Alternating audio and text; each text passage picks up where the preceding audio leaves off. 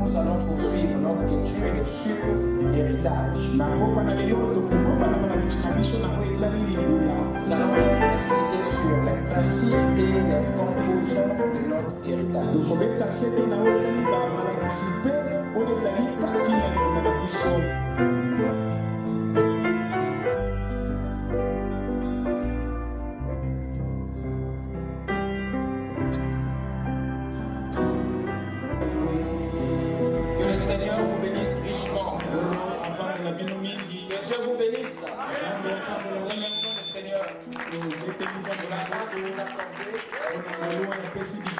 De répondre à son appel ce soir.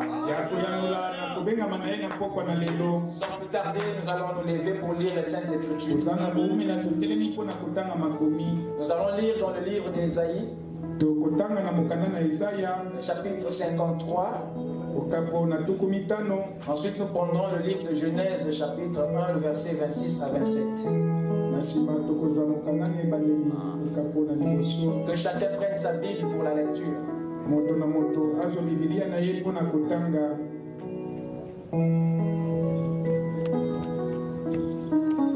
Lisez votre Bible de façon que celui qui est à côté de vous vienne avec sa Bible prochainement.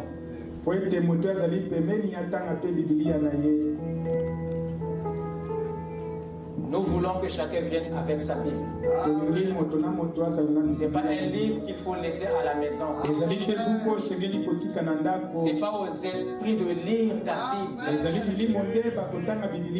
Mais c'est à toi.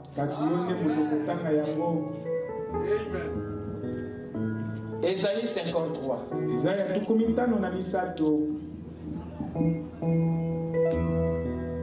Commençons la lecture au verset 1 jusqu'au verset 12. Qui a cru à ce qui nous a été annoncé? Qui a reconnu le bras de l'Éternel? Il s'est élevé devant lui comme une faible plante, comme un rejeton qui sort d'une terre desséchée. Il n'avait ni beauté, ni éclat pour attirer nos regards, et son aspect n'avait rien pour nous plaire. Méprisé et abandonné des hommes, homme de douleur et habitué à la souffrance, semblable à celui dont on détourne le visage. Nous l'avons dédaigné, nous n'avons fait de lui aucun cas. Cependant, ce sont nos souffrances qu'il a portées. C'est de nos douleurs qu'il s'est chargé. Et nous l'avons considéré comme puni, frappé de Dieu et humilié. Mais il était blessé pour nos péchés, brisé pour nos iniquités. Le châtiment qui nous donne la paix est tombé sur lui. Et c'est par cette meurtrissure que nous sommes guéris.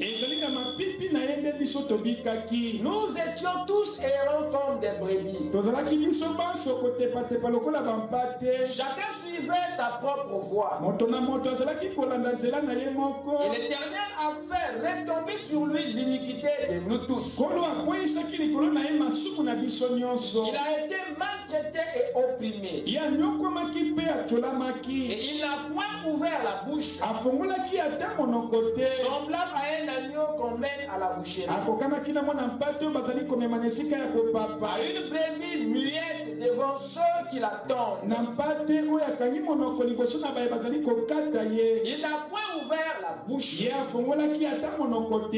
été enlevé par l'angoisse et le châtiment. Et parmi ceux de sa génération, qui a cru qu'il était retranché de la terre des vivants et frappé pour les péchés de mon peuple, on a mis son sépulcre parmi les méchants, son tombeau avec le riche, quoiqu'il n'eût point commis de violence et qu'il n'eut point de fraude dans sa bouche. Il a plu à l'Éternel de le briser par la souffrance. Après avoir livré sa vie en sacrifice pour le péché, il verra une postérité et prolongera ses jours. Et l'œuvre de l'Éternel prospérera entre ses mains. À cause du travail de son âme, il rassasiera ses regards. Par sa connaissance, mon serviteur juste justifiera beaucoup d'hommes. Et il se chargera de leur iniquité. C'est pourquoi je lui donnerai sa part avec les grands. Il partagera le butin avec les puissants. Parce qu'il s'est livré lui-même à la mort et qu'il a été mis au nombre des malfaiteurs, parce qu'il a porté les péchés de beaucoup d'hommes et qu'il a intercédé pour les coupables. Amen. Amen. Prions le Seigneur. Tu es digne, tu es digne, tu es digne de louange. Tu es digne, tu es digne, tu es digne de louange. Jésus, tu es digne, oh, tu es digne de louange. Roi, tu es digne, oh, tu es digne de louange. Tu es digne, tu es digne.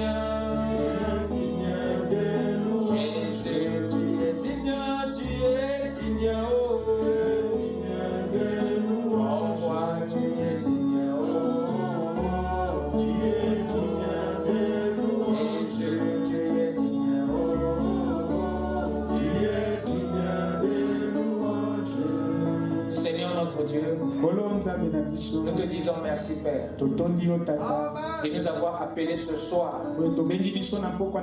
à écouter ta parole. Nous te demandons, oh Dieu, d'accorder à chacun un entendement spirituel, de façon que quelque chose vienne du trône pour nous faire avancer dans ton royaume. Ne laisse personne sortir d'ici avec des yeux fermés, avec des cœurs endurcis, mais qu'une délivrance totale puisse avoir lieu, Seigneur, et qu'un miracle se produise dans nos vies, Père. Enlève, Seigneur, toute forme d'envoûtement, écarte de ton peuple toute forme, Seigneur, de faiblesse. Puisses-tu amener chaque défaut à devenir une qualité, Seigneur.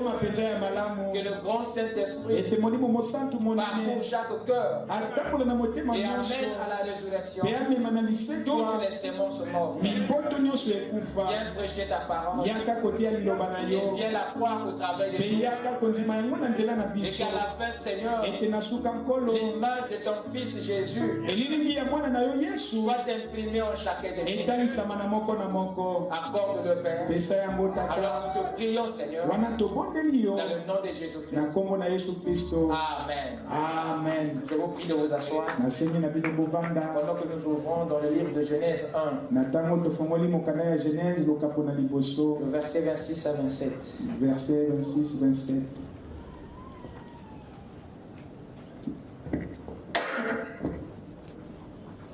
Puis Dieu dit, faisons l'homme à notre image, selon notre ressemblance, et qu'il domine sur les poissons de la mer, sur les oiseaux du ciel, sur le bétail, sur toute la terre et sur tous les reptiles qui rampent sur la terre. Dieu créa l'homme à son image. Il le créa à l'image de Dieu. Il créa l'homme et la femme. Que le Seigneur bénisse sa parole dans nos âmes. Amen. Amen. Amen. Amen. Ce soir, nous allons poursuivre notre étude sur l'héritage. Nous allons donc insister sur les principes et les composants de notre héritage.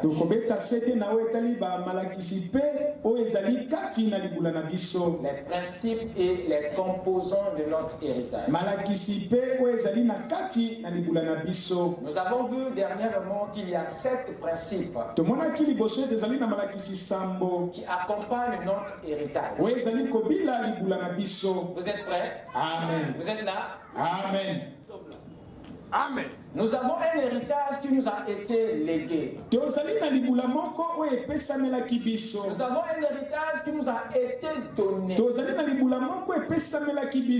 cet héritage, c'est le plus grand de tous les héritages. C'est dans notre héritage à nous où se trouvent les héritages de l'Ancien Testament. Votre héritage est l'héritage le plus complet de l'univers. Et le son de bouc et le taureau ne pouvaient pas le restaurer effectivement. Raison pour laquelle Christ devait venir ouvrir une autre alliance pour rendre possible au royaume d'aujourd'hui tout ce que Adam n'avait pas pu avoir. Et tout ce qu'il avait pu avoir. Donc c'est ici, dans cette dispensation, dans cette nouvelle alliance, où Dieu te donne la part d'Adam, la part de Noé, la part d'Abraham, la part d'Israël, la part de David. Tout ce qui revenait à ces patriarches dans leur alliance personnelle avec Dieu, et tout ce qui revenait à tous les anciens de l'Ancien Testament, dans cette alliance ancestrale, Dieu le déverse à vous. Amen. Et ce serait très malheureux pour nous de ne pas connaître les composants de cet héritage. Le diable travaillera de sorte que tu ne connaisses pas le contenu de ton enveloppe. Il est content le fait que tu as la Bible, mais tu ne connais pas les lettres et les images qui s'y trouvent. Aussi longtemps, tu n'as aucune idée de ce qui se trouve. Le diable est content. Raison pour laquelle la connaissance est importante. Parce que ça met fin à la manipulation. Vous serez manipulé aussi longtemps que vous êtes dans l'ignorance. Voilà pourquoi Frère Branham dit le diable craint le livre de l'Apocalypse. Parce que c'est le livre de l'intelligence. C'est le livre du savoir. C'est le livre de la révélation.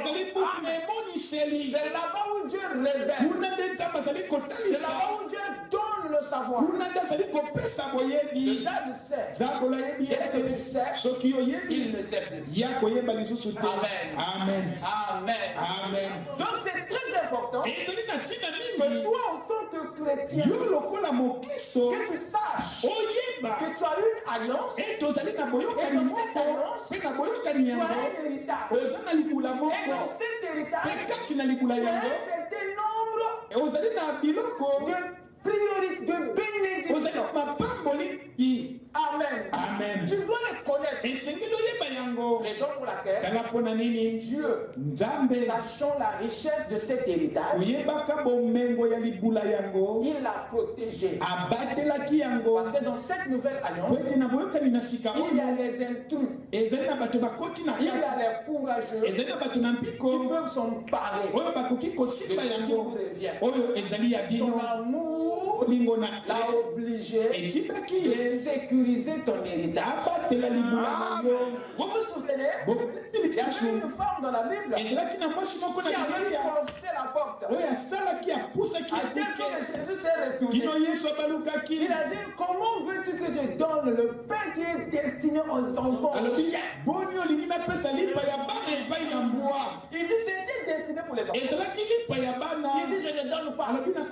Ce qui est destiné aux enfants, je ne veux pas le donner aux chiens. Ouais, Dieu, c'était une injure. Si tu étais là ce jour-là, tu allais dire, Jésus a insulté. Il a réduit un humain à un chien. Dites amen. Il a dit non. Ça c'est l'héritage des fils. Mais comment se fait-il que toi tu es des nations, tu veux rentrer ici? La dame a dit d'accord, il n'y a pas de problème. Mais si les enfants ne s'intéressent pas, amen. Si les enfants à qui cet héritage est destiné, ne veulent rien savoir, ne veulent pas dépendre de quoi cet héritage est fait, alors donne-nous. Parce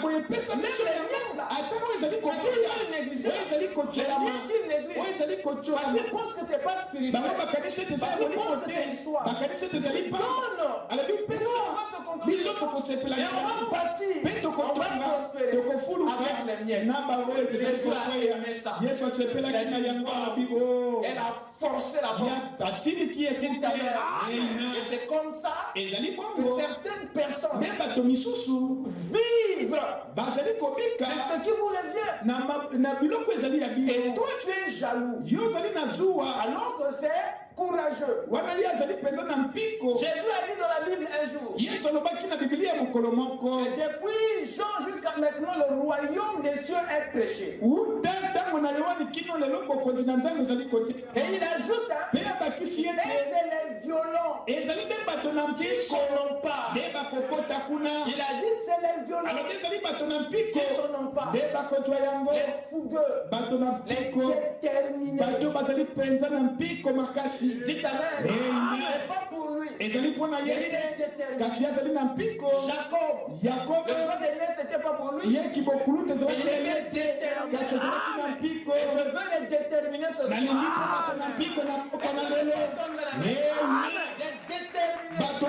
Soyez violents. Surtout pour ceux qui vous reviennent des droits. N'usez pas de tempérance. N'usez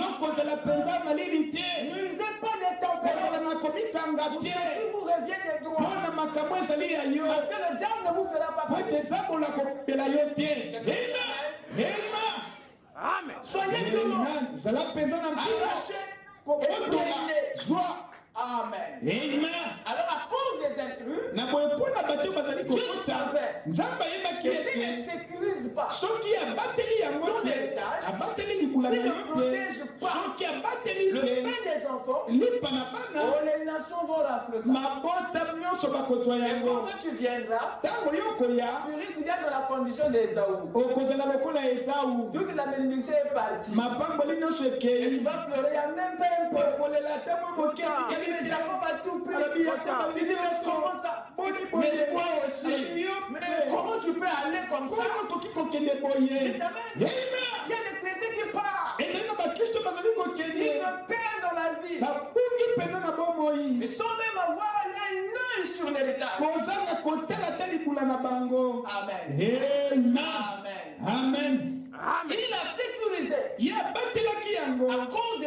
pour toi. Même si les païens prennent, à toi, il a protégé. Et comment est-ce qu'il a fait pour protéger ton ennemi? Il l'a entouré des bornes, des principes. Et ce sont ces principes qui sécurisent ton héritage. Ce qui revient te dire que tu vives, que tu meurs, ce qui est à toi revient à tes enfants. Que tu perds le corps, ce qui est à toi, ton âme le récupère. Il l'a protégé de façon que tu sois présent ou absent. Que tu ailles et que tu reviennes. Ce qui est à toi est à toi. Il a écrit un code génétique spirituel sur cet héritage. De la manière que le nom d'Aaron était écrit sur le bâton. Amen.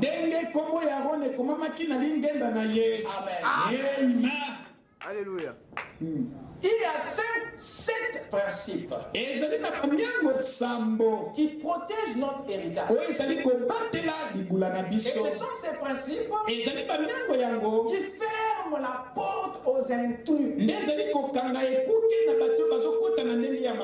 non concernés à l'alliance et à l'héritage. Et le premier principe que nous avons vu avec vous nous fait savoir que l'héritage est uniquement pour les saints. Amen. Amen. Amen. Ça, c'est la première condition de notre héritage. Il n'est que pour les saints. Pas pour autre chose. Alors, s'il y a un étranger qui veut avoir part à cet héritage, il est obligé de devenir un des saints. Ce qui remet à dire qu'il est obligé de perdre sa première identité. On va déchirer ses premières origines. Ce n'est qu'à ce moment-là qu'il a maintenant part à cet héritage. Parce que c'est protégé, réservé pour un peuple spécial. Les saints de l'Éternel. Quelqu'un peut dire Amen? Amen. Nous avons vu ça dans Colossiens 1 verset 12. C'est là-bas où vous verrez ça. Et dans d'autres écritures. Le deuxième principe, nous apprenons quelque chose de très merveilleux. Il dit que cet héritage est un don de la grâce. Un don de la grâce. Qu'est-ce que ça veut dire? Ça veut dire que ce n'est pas toi qui l'as demandé. C'est pas toi qui as pensé à cela. C'est Dieu qui, dans sa volonté, a voulu bien te le donner. Amen. Et nous avons lu une écriture ou deux écritures.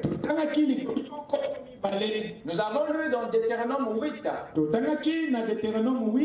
Verset 17 à 18. Voyez-vous? Amen. Et là-bas, le Seigneur dit à Israël ne pense pas que c'est par ta force que tu as acquis toutes ces richesses. Il lui montre que c'est par lui. Et c'est sa main. C'est sa grâce. Et il y a encore Galates 3.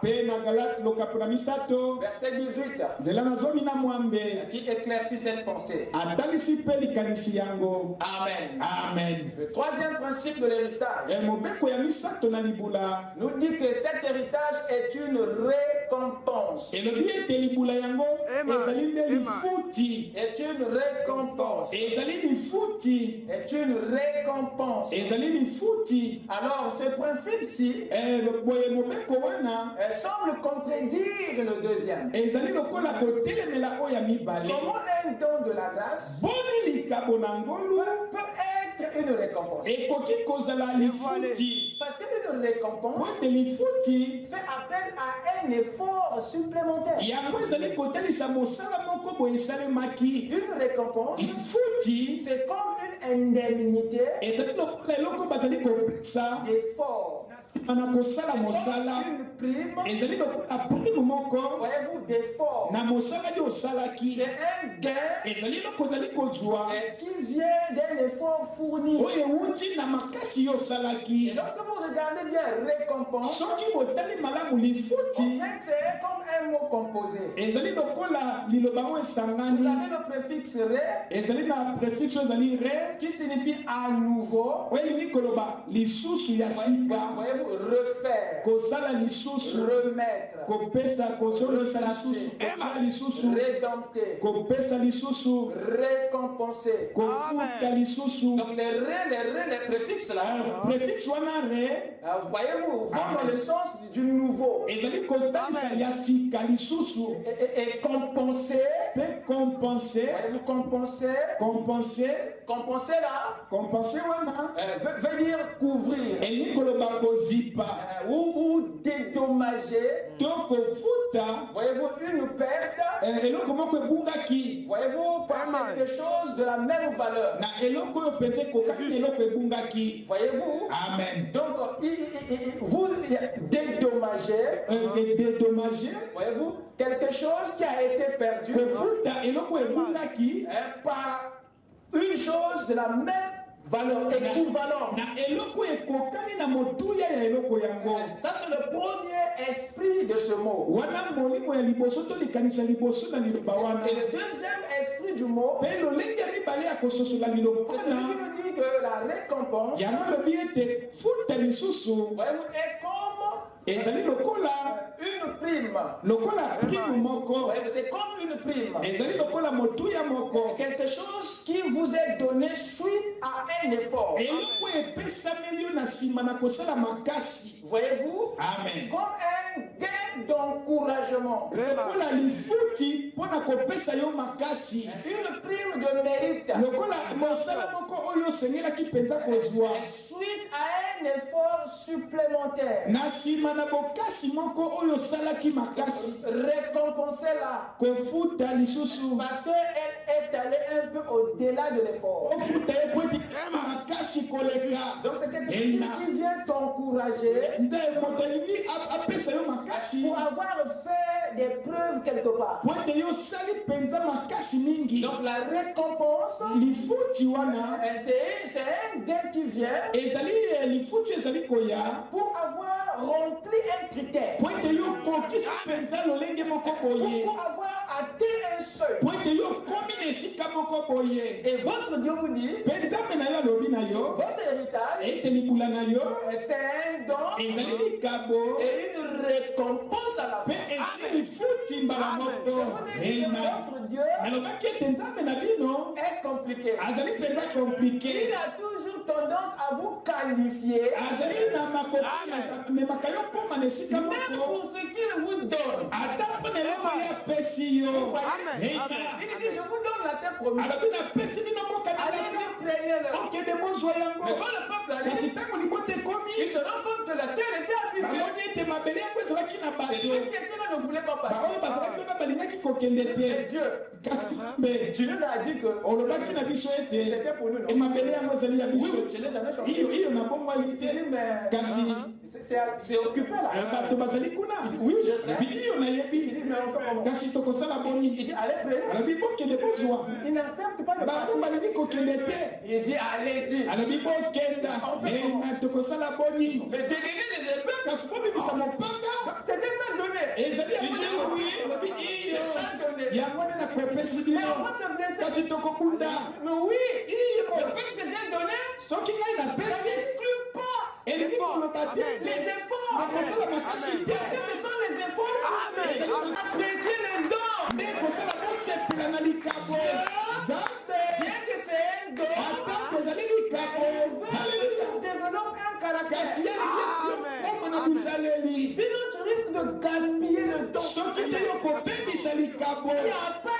d'efforts, non, tu vas minimiser le don que Dieu t'a fait. Amen. Ça, c'est la philosophie du royaume. Ça, c'est la théologie du lieu très saint.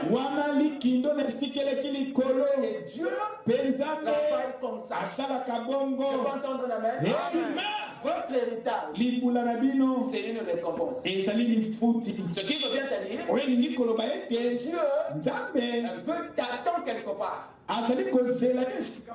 Dieu veut que tu mêles ton effort à cette affaire.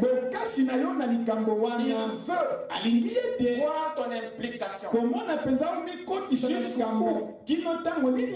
Amen.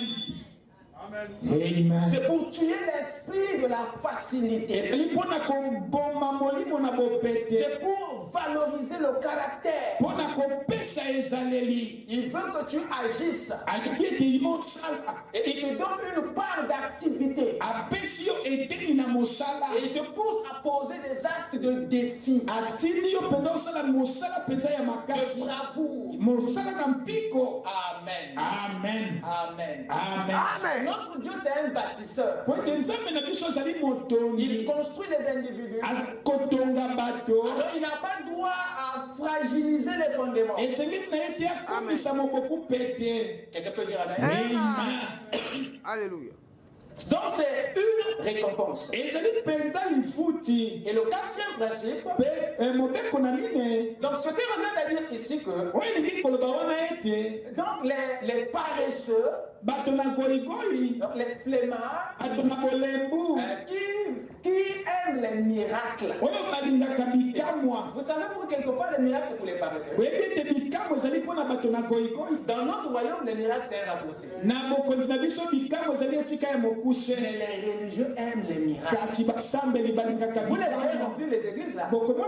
Ils sont à la poursuite des gains faciles. Donc ils ferment les yeux. Ça tombe boum. Et ils ambassent. Voilà.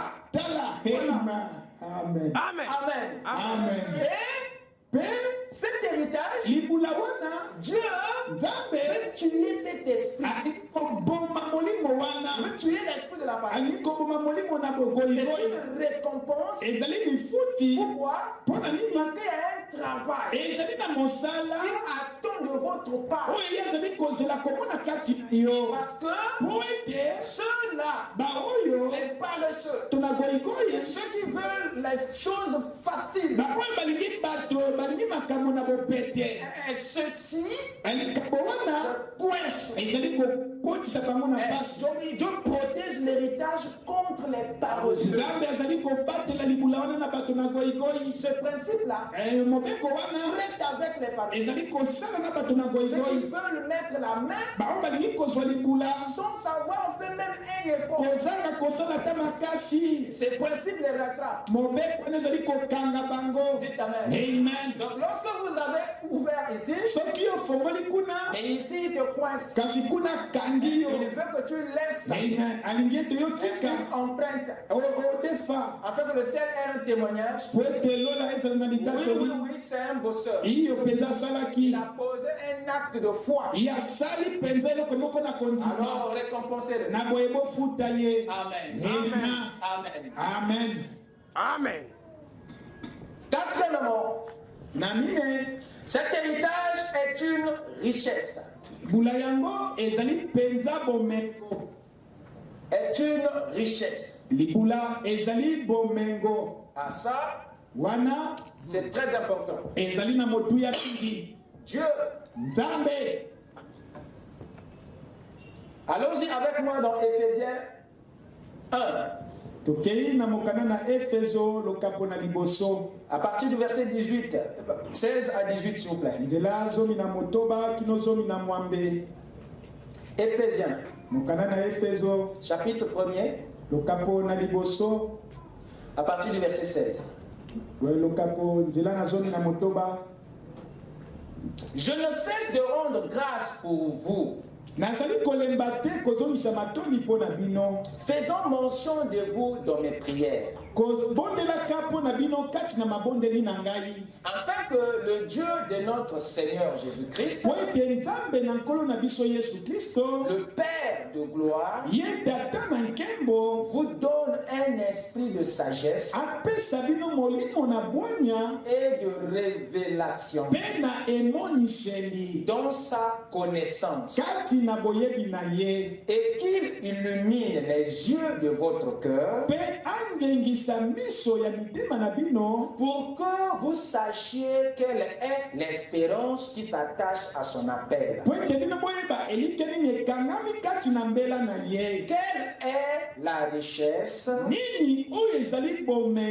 de la gloire de son héritage, de son héritage, qu'il réserve aux païens, aux saints. Amen.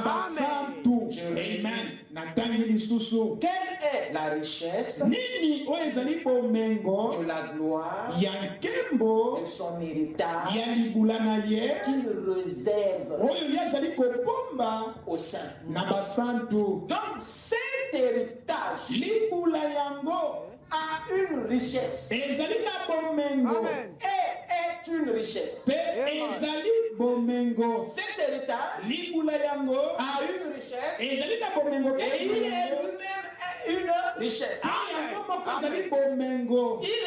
Il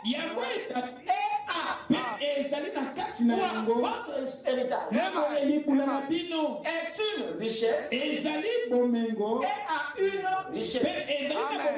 Ce qui veut dire, amen. Vous avez là quelque chose de très précieux. C'est une fortune. Amen. Cet héritage, le fait seulement de la voir, fait de vous un riche. Même si tu ne le sais pas. Amen. C'est une richesse. À cause de son contenu. Ce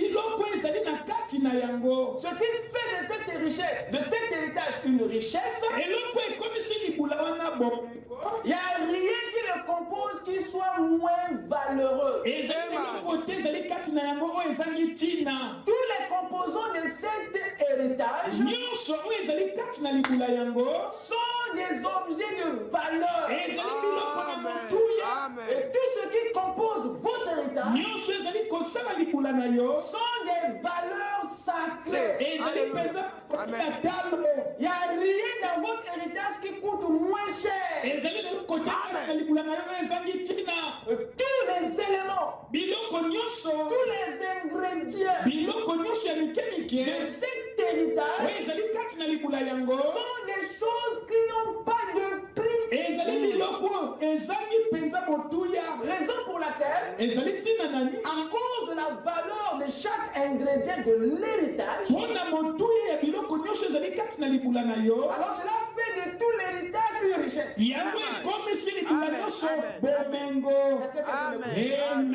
Donc quand il dit que c'est une richesse, ça veut dire tout ce qui compose notre héritage, c'est un élément de grand prix, qui n'a pas de prix, d'une haute importance. Toutes les pièces de l'héritage sont des choses de valeur. À tel point qu'il n'y a rien que tu peux dire, bon ça, en tout cas, c'est pas important, je mets de côté. Tu vas le regretter. Vous écoutez ça? Amen. Regardez la parabole. Les bâtisseurs qui construisaient, ils avaient un lot de matériaux pour terminer le bâtiment. Ils sont arrivés sur un matériau qui n'avait pas de forme. Et ils ont cru que c'était sans valeur. Et ils ont jeté dans la savane. Et la chose s'est perdue dans la savane. En construisant, ils sont arrivés à un endroit où ils devaient faire un coin. Et ils se sont rendus compte que le coin là, l'angle là, avait exactement la taille, les mesures de la pièce qu'ils venaient de jeter. C'est là qu'ils ont tenu la tête. C'était si important comme ça. Mais c'est toi qui l'as jeté. Moi, je ne savais pas. Tu l'avais gardé pourquoi? Alors, courir dans la savane pour chercher devient un problème. Ils ont cherché, ils n'ont pu trouver. Et l'œuvre est restée inachevée. Parce qu'ils ont minimisé un élément de l'héritage. Frère Branham dit que quand les Indiens chassent,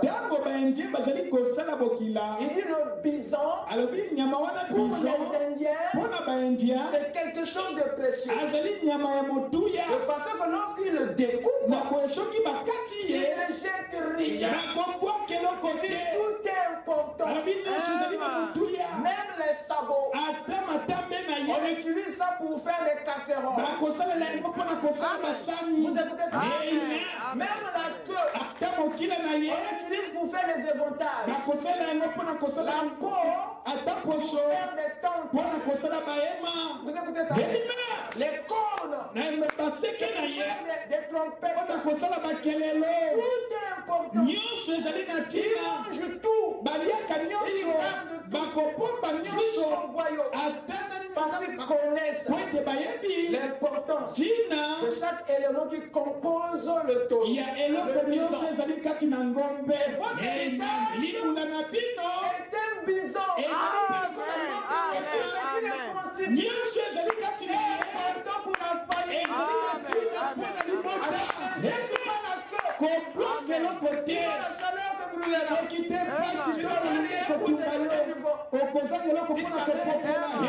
C'est comme ça les chrétiens ont à se défaire eux-mêmes de certaines bénédictions de l'héritage et en croyant que tout va changer. Alors ils se sont défaits eux-mêmes. Vous avez supprimé certaines bénédictions de votre héritage pour se contenter d'autres. Amen. Et ce qui retarde, ce qui complique notre bien-être spirituel et physique. Et une telle prière, tu ne vas pas l'exaucer. Du moment qu'il a tout donné. Il faut un éveil de conscience au sujet de ce qui est déjà là. Je peux entendre un amen. Notre héritage est une richesse. Et ça, c'est un caractère qui console tous les saints. De savoir que ce qu'ils détiennent ne peut pas faire d'eux des pauvres. À tous les niveaux. Je peux entendre un amen. Amen. Cinquièmement, cet héritage est spirituel.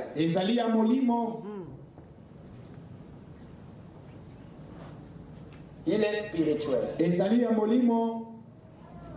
Vous êtes avec moi? Amen. Il est spirituel. Pour ceux qui prennent les Écritures, ici c'est Éphésiens 1, 16 à 18. L'héritage est une richesse. Éphésiens 1, 16.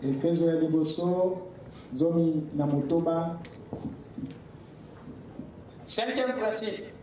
L'héritage est spirituel. Notre héritage est spirituel. Allons-y dans Éphésiens 1. Donc, nous repartons dans le chapitre que nous venons de lire. Commençons maintenant à partir du verset 13 et jusqu'au verset 14. Écoutez mes chers amis. En lui, vous aussi, après avoir entendu la parole de la vérité, l'évangile de votre salut, en lui vous avez cru et vous avez été scellés du Saint-Esprit qui avait été promis. Je relis. Vous êtes là? Amen. On est là. En lui, vous aussi, après avoir entendu la parole de la vérité, l'évangile de votre salut, en lui vous avez cru et vous avez été scellés du Saint-Esprit qui avait été promis, lequel est un gage de notre héritage. Vous écoutez ça? Amen. Le Saint-Esprit est le gage de votre héritage. Qu'est-ce qu'un gage? En français facile, un gage, c'est une partie de la chose. Donc le Saint-Esprit est une partie de votre héritage. Le Saint-Esprit n'est pas l'héritage. C'est une partie de notre héritage. Ce qui fait du Saint-Esprit le côté spirituel de notre héritage. Donc notre héritage, il est aussi spirituel. Il y a des choses là-dedans que vous ne pouvez pas toucher, que vous ne pouvez voir avec vous, mais qui sont réels, qui sont là-dedans. Amen. Amen. Je mets l'écriture pour ceux qui prennent des notes. Éphésiens 1, 13, 14.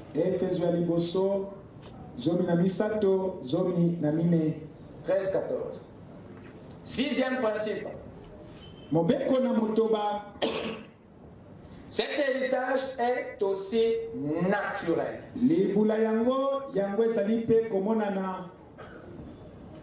Il est aussi naturel. C'est-à-dire, il est aussi terrestre,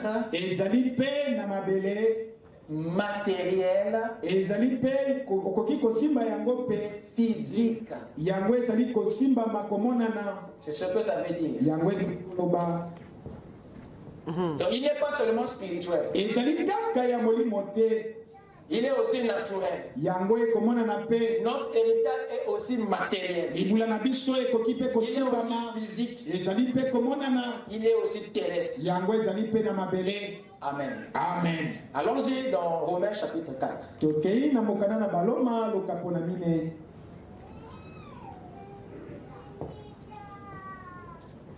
Romains 4, le verset 13. Écoutez mes chers. En effet, ce n'est pas par la loi que l'héritage du monde a été promis à Abraham. Quel héritage lui a été promis? L'héritage du monde. Cette expression va dans deux sens. Amen. Amen. Premièrement, le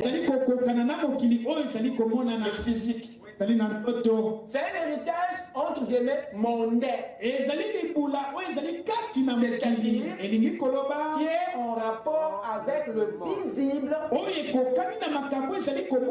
le temps tangible, le physique, le matériel.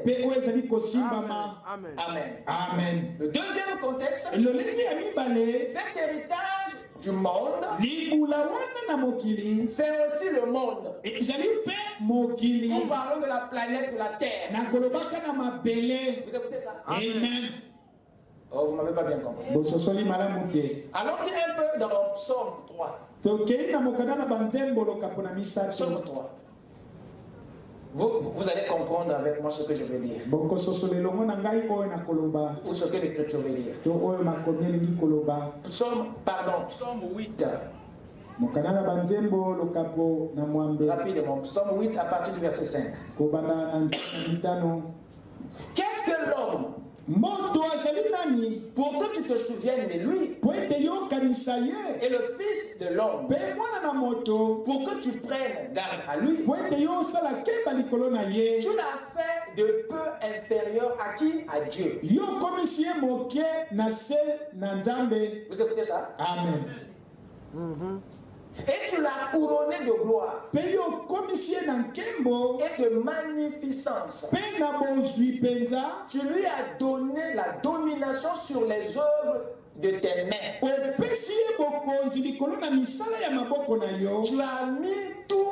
Tu as tout mis sous ses pieds. Et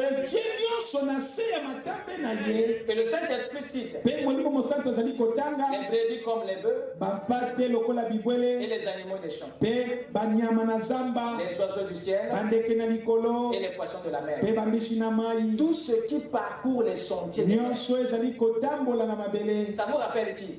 Adam.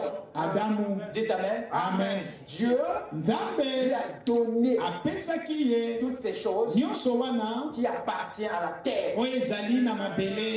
Amen. C'est pas tout. Allons-y dans Psaume 115. Psaume 115. Il dit ceci. Pour vous faire comprendre la nature de cet héritage. Psaume 115, verset 16. Les cieux sont les cieux de l'Éternel. Mais il a donné la terre au Fils de l'homme. Dieu s'est réservé les cieux. Il n'y a aucune partie du ciel que Dieu avait donnée aux anges. Même la dimension dans laquelle les anges vivent, ça appartient à Dieu. Il n'y a rien qui est propre aux anges. Même la dimension dans laquelle les anges vivent ne leur appartient pas. Mais la terre, Dieu donne à qui? Aux anges. Il donne à l'homme. Voilà ce qui nous fait comprendre que notre héritage est aussi matériel. Il est aussi physique, tangible, puisque la planète te revient. Amen. L'héritage du monde. Et c'est ce qui a été promis à Abraham. C'est la même promesse d'Adam que Dieu donne à Abraham. Qui descend. Amen. Amen. Amen. Amen.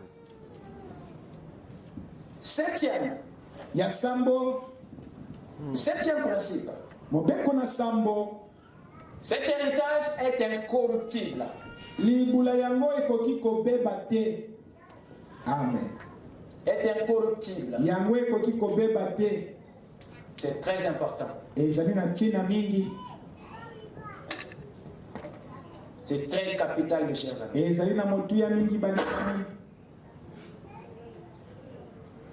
Vous savez, la nature de notre Dieu est éternelle.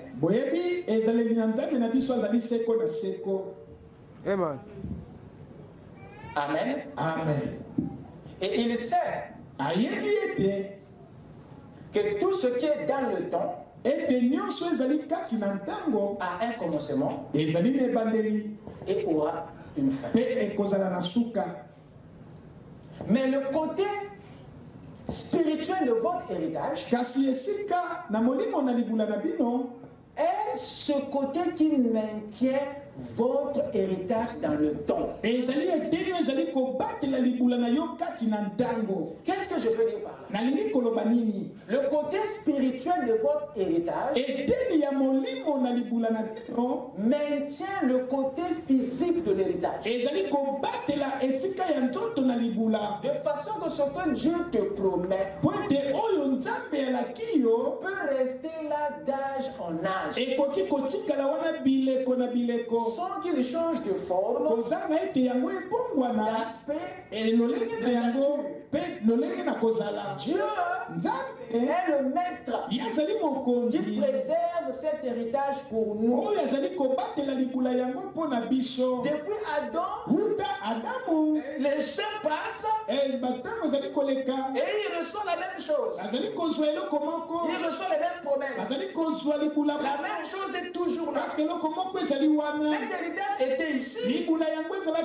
Attendant que toi tu viennes à l'existence. Tu es né après des millions d'années. Dieu avait donné à Adam. Et que voilà ce soir, devant le même héritage. Comment est-ce qu'il a fait pour le garder? Dis amen. Amen. Ton héritage est incorruptible. Tu partiras.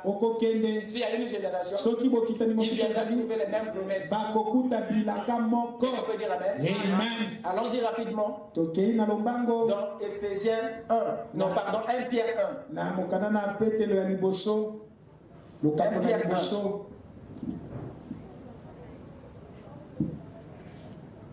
1 Pierre 1.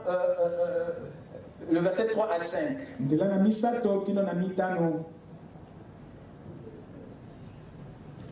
Béni soit Dieu, le Père de notre Seigneur Jésus-Christ, qui, selon sa grande miséricorde, nous a régénérés pour une espérance vivante par la résurrection de Jésus-Christ d'entre les morts. Pour un héritage qui ne peut ni corrompre, ni souiller, ni flétrir, lequel vous est réservé dans les cieux. Ce qui nous est réservé dans les cieux, ce qui nous est donné dans les cieux, c'est le même qui est sur la terre. À partir de l'héritage qui est sur la terre, n'est que le côté visible de l'iceberg. Le côté invisible est spirituel. Donc, ce sont les grandes parties de votre héritage. Donc, la partie céleste, c'est celle qui s'étend sur la terre, sous une forme physique, qui permet à ton côté physique de le manipuler, de tirer profit de ça. Est-ce que quelqu'un peut dire amen? Amen. Psaume, repartons dans Psaume 37. Ça, vous pouvez lire ça même à la maison. Ici, vous avez 1 Pierre 3, 1 Pierre 1, 3 à 4. Et vous avez aussi Psaume 37. Psaume 37, versets 18 à 19. Amen. Amen. Voilà alors les 7 principes de notre héritage. Voyez-vous? Amen. C'est de cette manière que Dieu sécurise, protège notre héritage. De façon que quelqu'un d'autre ne peut pas prendre ta part à moins que Dieu le décide à le passer à ta descendance.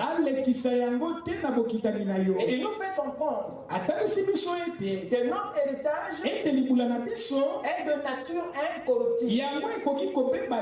De façon que le diable peut te souiller, peut te corrompre, mais pas corrompre l'héritage. Il nous fait comprendre que notre héritage est aussi naturel. Le même héritage est aussi spirituel. Notre héritage est une richesse. Cet héritage est une récompense.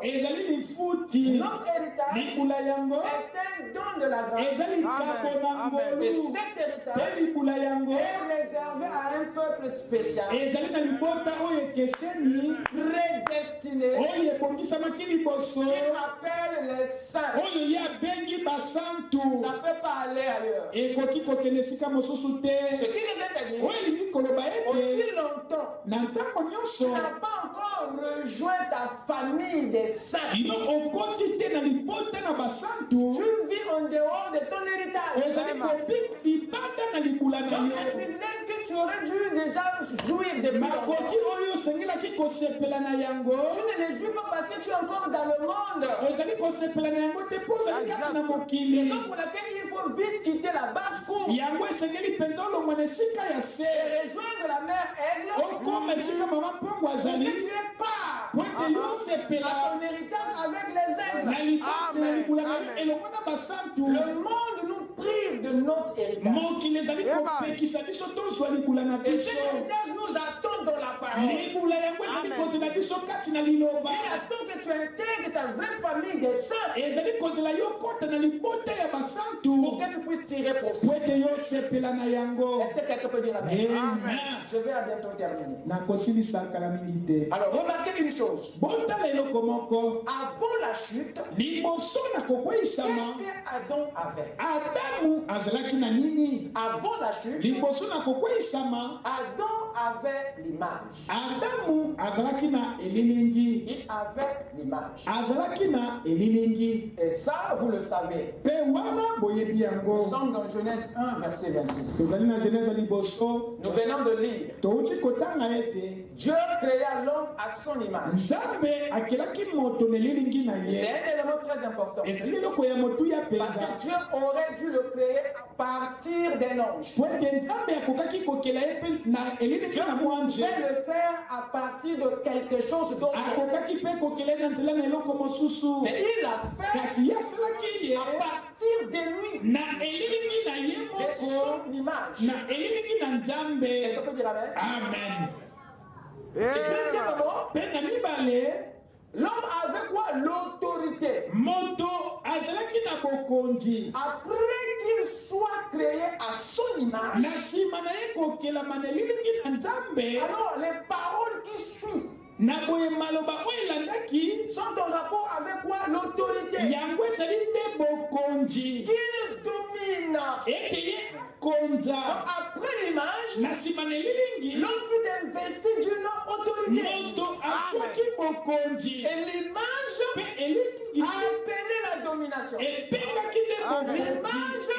a appelé l'autorité. Après qu'il ait reçu l'image, alors il revêt l'autorité. Et après ceci, il reçoit quoi? La terre. Et quand vous lisez le chapitre 1er, verset 26 à 27, vous verrez. Il est bien dit. Dieu fit l'homme à son image, à sa descendance, et dit qu'il domine. Voyez-vous? Amen. Et après vient quoi? La Bible cite les ressources de la terre. Les poissons, les ici soir, Et tout ça, ce sont les ressources de la terre. Donc c'est la terre qui lui était remise avec tout son contenu. Il a reçu la terre. Ensuite vient quoi? Il a reçu le jardin. Voyez-vous? Amen. Et après quoi? Il lui a donné la parole. Et après quoi? Il lui a donné l'arbre de vie. Vous êtes avec moi? Amen. Amen. Ici, vous êtes dans Genèse 1, 26. Genèse 1, 26 toujours. L'image ici 27. 26 ici. La terre. Vous êtes ici dans Psaume 115. Verset 16 que nous venons de lire. Amen. Vous avez ici le jardin, Genèse 2, 15. Vous avez ici la parole, Genèse 2, 16. Et l'Éternel Dieu donna cet ordre. C'était la parole qu'il lui avait donnée. Et vous avez l'arbre de vie. Et tout ça, cela lui a été donné. Alors je vais dire quelque chose sur l'arbre de vie. L'arbre de vie lui a été donné. C'est l'arbre de la connaissance du bien et du mal qui ne lui a pas été donné. Ce qui vous est interdit ne vous est pas donné. Si je t'interdis une chose, ça veut dire que je ne te l'ai pas donné. Mais est-ce qu'il y avait une interdiction au sujet de l'arbre de vie? Il n'y a aucune écriture qui dit que l'arbre de vie était interdit. C'est le seul arbre sur lequel il n'y avait pas d'interdiction. Il lui était permis de manger l'arbre, mais interdit de manger l'arbre de la connaissance.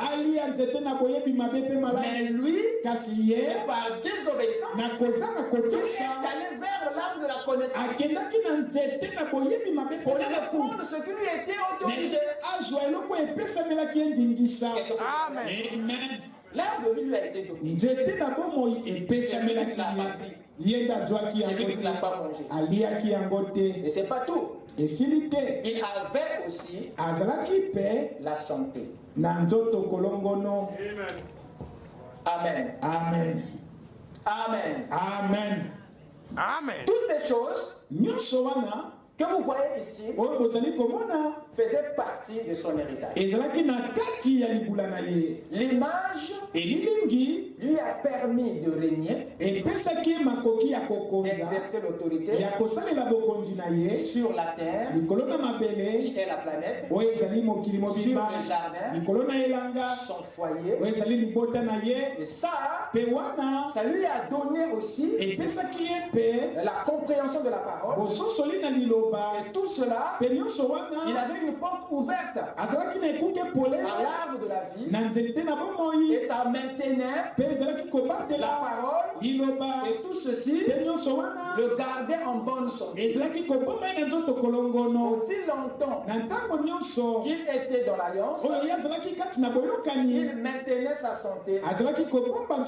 Sa santé était en rapport avec tout ceci.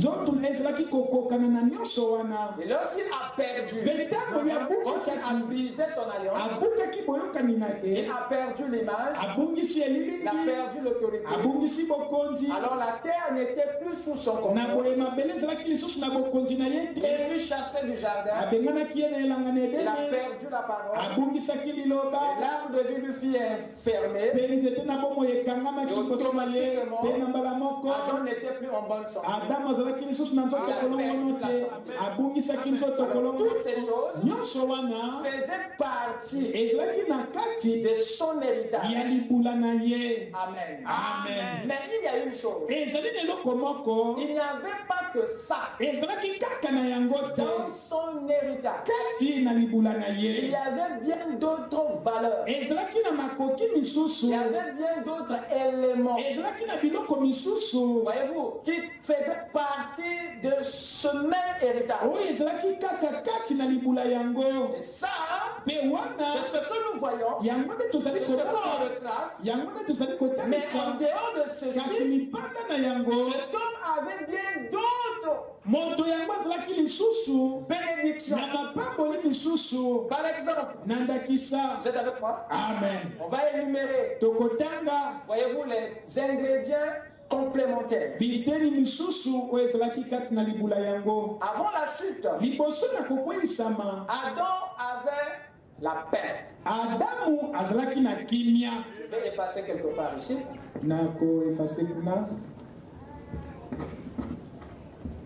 Avant la chute, Adam avait la paix. Je vais le mettre ici. Avant la chute, Adam avait la paix. Mais après la chute, Adam a été châtié. Voyez-vous? A été puni. Il a été condamné. Voyez-vous? Amen. Ce sont des séquelles. La punition prouve qu'il a perdu la paix. Avant la chute, Adam était saint. Voyez-vous, il était saint. Mais après la chute, il est devenu péché et pécheur. Vous êtes avec moi? Amen. Nous avons ici un état avant la chute et un autre après la chute. Avant la chute, Adam n'avait point de tache. Pas de tache. Pas de blessure. Il était sans tache. Ni ride. Pas de meurtrissure. Mais après sa chute, qu'est-ce qui s'est passé? Adam était plein de blessures. Plein de meurtrissures. Plein de taches. Est-ce que quelqu'un me suit? Amen. Avant la chute, Adam était vivant. Il avait la vie dans son âme. Voyez-vous? Amen. Il était une âme vivante. Il avait la vie dans son âme. Mais après, Adam est mort dans son âme. Il est devenu une âme morte. Adam était perdu. Après la vie, après la mort. Qu'est-ce qui se passe encore? Amen.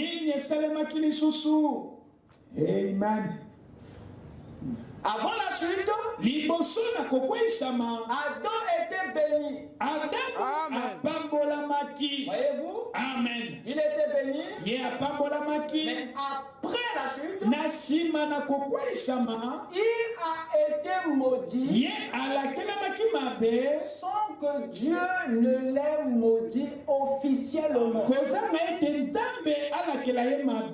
Voyez-vous? Amen. Parce qu'en maudissant la terre, cela avait noirci aussi sa propre vie. Dieu ne l'avait pas maudit directement, mais Dieu l'avait maudit indirectement. En maudissant la terre, il avait rendu difficile sa vie. Donc avant il était béni, mais après le corps a évolué dans la malédiction. Elles sont que vraiment Dieu ne les maudit directement. Avant la chute, Adam était riche. Riche en ressources. Nous avons vu ça. Voyez-vous, Dieu lui avait donné les poissons, les bêtes, les animaux, les bois, la forêt, le bédélium, les eaux. Il était riche. Le jardin, histoire et tout. Quand Dieu le chasse du jardin, c'est une façon pour vous montrer son dépouillement. Amen. Après la chute, il est devenu pauvre. Un gars pauvre. Quelqu'un peut dire amen. Amen. Avant la chute, Adam était honoré. Honoré de qui? Honoré de Dieu. Honoré des anges. Honoré des autres créatures de la terre. Mais après la chute, le même homme est devenu l'objet de la honte. Voyez-vous? Il a été un déshonneur. Juste après, avant la chute, Adam était adopté. Adam était couronné. Voyez-vous? Ça c'est avant. Il avait la domination. Il régnait sur les créatures. Il avait une place. Une suprématie. Il était accepté dans les cieux comme sur la terre. Un fils qui avait une position au-dessus des autres. Il était vraiment adopté. Agréé, couronné. Mais après sa chute, il a été abaissé. Il a été rejeté. Voyez-vous, par le royaume, par Dieu. Amen. Amen. Voilà sa condition. Avant et après. Qu'est-ce que nous voyons? Avant la chute, Adam avait la paix. Il avait la sainteté.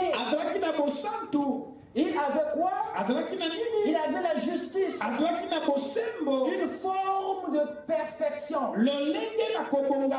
Une forme de perfection. Avant la chute, Adam avait la vie. Avant la chute, il avait la bénédiction. Avant la chute, il avait la richesse. Avant la chute, il avait l'honneur, la gloire. Avant la chute, il était agréé, couronné, adopté. Toutes ces choses étaient des valeurs, étaient des bénédictions qui s'ajoutaient au premier ingrédient de l'héritage. Donc ça, c'était des vertus de l'héritage. C'était d'autres éléments qui composaient son héritage. Ce que vous voyez ici était aussi dans son héritage. Faisait partie de son héritage. C'était des vertus, des valeurs sacrées qui allaient avec lui. Les récompenses, les bénédictions de l'héritage. Amen. Mais quand il a péché, il a perdu. Et ce qu'on avait cité avant, et tout ceci, il est passé d'un état à un autre. Ici, il a quoi? Il a le châtiment. Il a la condamnation. Ici, il a le péché. Ici, il a la souillure.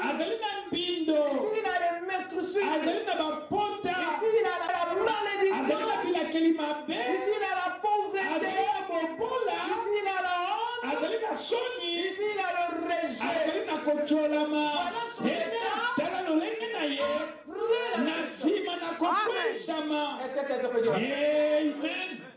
Amen. Amen. Voilà dans quelles conditions il s'était. Maintenant, quel est le but de la rédemption? Le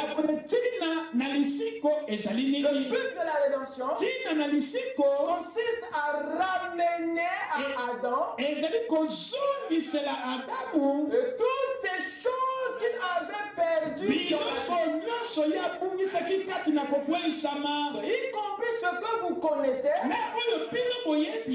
tout ce que vous ne connaissez pas. Parce que notre héritage, nous ne l'avons pas situé dans toutes ses limites. Donc, dans la restauration, il y a tout ceci qui va revenir.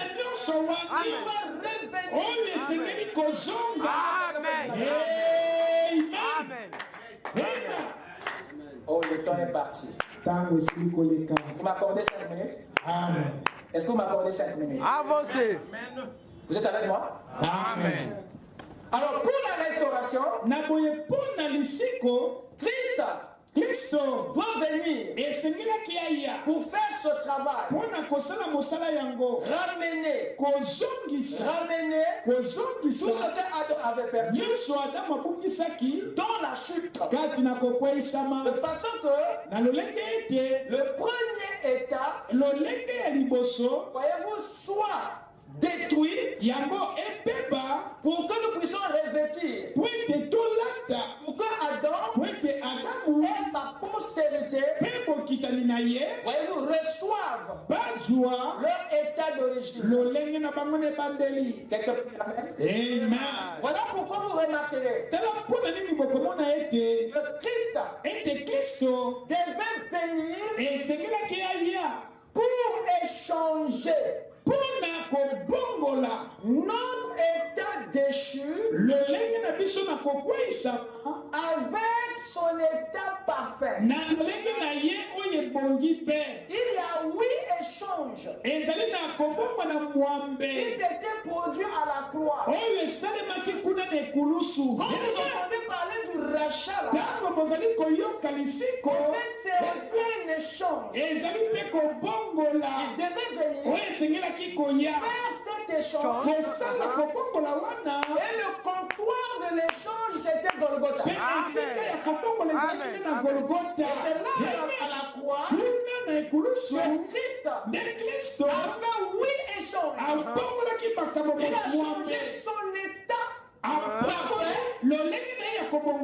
notre état déchu. C'est à la croix qu'il a pris notre châtiment pour que nous retrouvions à nouveau la paix. Parce que la paix faisait partie de notre héritage. Et en perdant l'héritage, nous avons aussi perdu les ingrédients de l'héritage. Alors lui, quand il vient, il prend notre châtiment. Voilà pourquoi Esaïe a dit, le châtiment qui nous redonne la paix. Et il est tombé sur lui. Le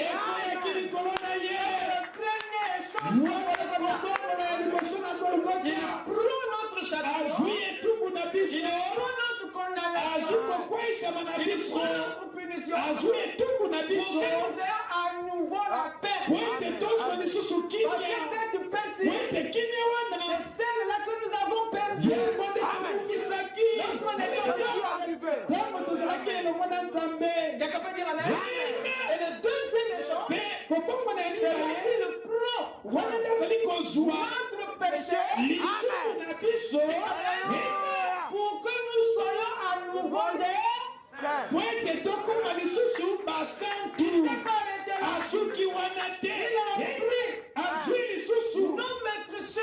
a pris nos maîtrisures, nos blessures, par ses maîtrisures, c'est-à-dire que nous sommes guéris. Amen. Nous soyons à nouveau sans tâche. Amen. Il a continué. Il a pris encore quoi? Il a pris notre mort. Parce que dans cet état, aucune personne n'était vivante. Le péché nous avait tous tués. Et avec quoi il porte notre mort. Il prend notre mort pour que nous soyons à nouveau des vivants. Il a revêtu notre malédiction pour que nous soyons à nouveau des bénis. Il s'est pas arrêté là. Il a pris notre pauvreté pour que nous soyons à nouveau. Il s'est pas arrêté là. Parce que dans votre héritage, il y a beaucoup de bénédictions. Il faut restaurer l'héritage. Il faut restaurer tous les protéines. Pourquoi? Il a continué. Parce que l'honneur, la gloire était un composant de l'héritage. Alors il a pris notre monde pour que nous soyons à nouveau honorés. Il a continué. C'était pas tout. Il a pris notre rejet. Il a pris notre abaissement. Pour que nous soyons à nouveau adoptés. Acceptés par son Père.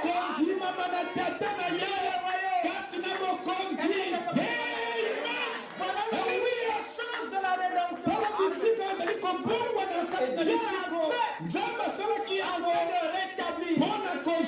Toutes choses. Ce que vous voyez ici, ce sont là les 8 raisons de votre rédemption. Il était venu pour restaurer ta paix. Il était venu pour restaurer ta sainteté. Pour restaurer ta perfection. Pour restaurer ta vie. Pour restaurer ta bénédiction. Pour restaurer ta richesse. Pour restaurer ta gloire. Pour restaurer ton adoption. Il était venu pour tout ça. Alors je vais attirer ton attention. Suivez-moi très bien.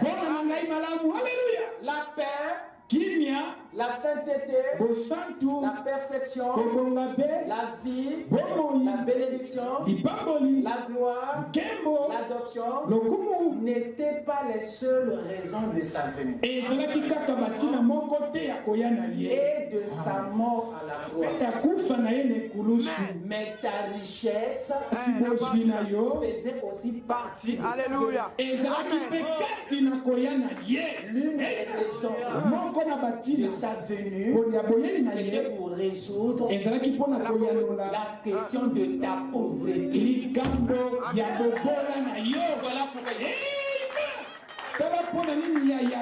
Mais les chrétiens préfèrent regarder au reste. Et ils refusent de regarder à ça. Et vous souillez à nouveau la mort de Christ à la croix. Parce que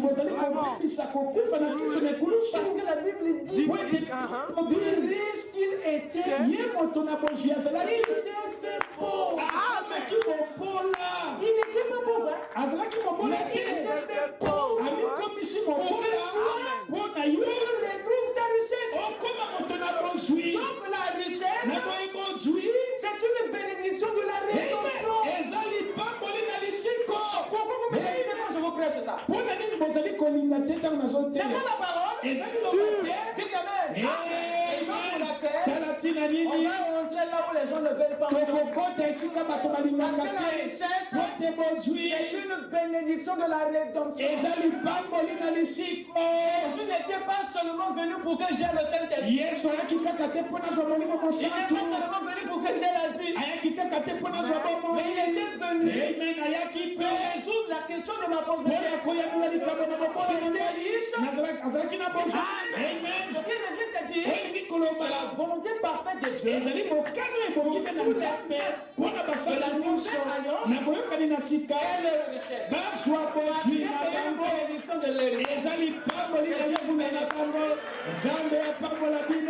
Alléluia. Amen. Amen.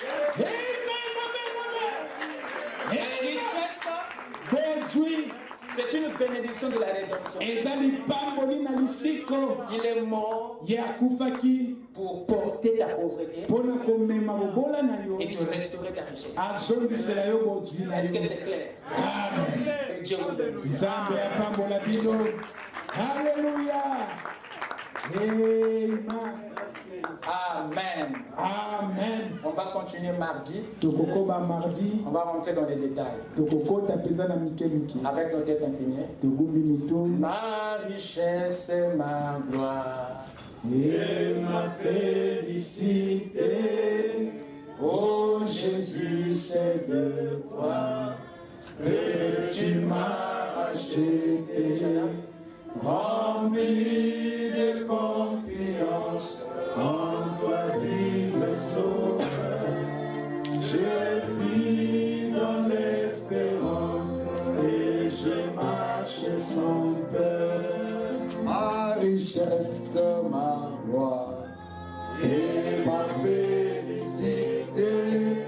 Oh Jésus, c'est de croire que tu m'as racheté, rempli de confiance en toi, divin Sauveur. Je vis dans l'espérance et je marche sans peur. Rien ne te laisse oublier, rien ne guérit quelqu'un, sinon les maîtrises. Et le sang qui Jésus, oui Jésus, celui-là, que tu dis, et procure, et conduira l'esclave. Oh, que toute la terre apporte à ses sauveurs, ses péchés, sa vie. Il fait grâce, son amour, que le frère Gérard s'approche pour la prière. Il quitte le ciel pour donner aux coupables un salut éternel. Oh, que toute la terre apporte à ses sauveurs ses péchés, sa misère. Il fait grâce, son amour est sondable. Il quitte le ciel pour donner aux coupables un salut éternel. Oh la la la la la